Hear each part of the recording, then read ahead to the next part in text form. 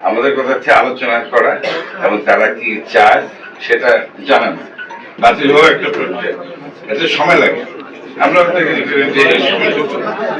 আমরা কাজের ক্ষতি না হয়, আমাদের কোনো হাত ছিল না বা আইন বাতিলেও আমাদের হাত নেই, আমাদের ক্ষমতা নেই। এটা একটা প্রক্রিয়া, প্রক্রিয়াটা সরকার করবে এবং সেই আমরা শুধু সেটা ওনাদের দাবিটা জানাবো। এখন বাকিটা সরকার কি করবে সেটা আমি বলতে পারছি।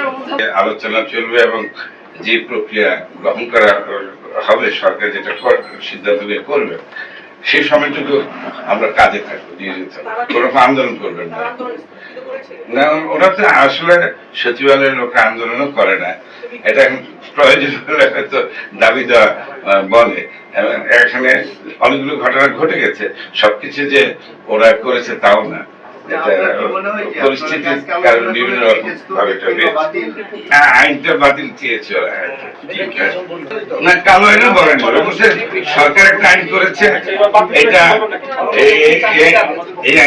এই আইন ছাড়াও সরকার তো যে কোনো সময় যে কোনো কর্মচারীর বিরুদ্ধে অ্যাকশন নিতে পারে। এই আইন ছাড়াও কিছু অনেক আইন আছে। মূলত এই যে আইনটা হয়েছে এই প্রক্রিয়ার সাথে আমরা কিন্তু জড়িত না। এটা সরকার সিদ্ধান্ত, সরকার সিদ্ধান্ত আমরা জানাবো, আরো দেখবে এবং আগামীকাল ওনারা কোন কর্মসূচি যেগুলো ছিল ওগুলো বাতিল করেছে। হ্যাঁ, তারা অপেক্ষা করবে, সরকারের সিদ্ধান্ত কি হবে সেটা ওনারা দেখবে। ওনারা চান, সেই জন্য আমরা ঠিক করেছি কালকে সকাল 10টায় আমরা যারা আছি এই এটার সাথে সংশ্লিষ্ট সব সচিব মিলে আমরা মন্ত্রী পরিষদ সচিব মহোদয়কে এই কথাগুলো জানাবো।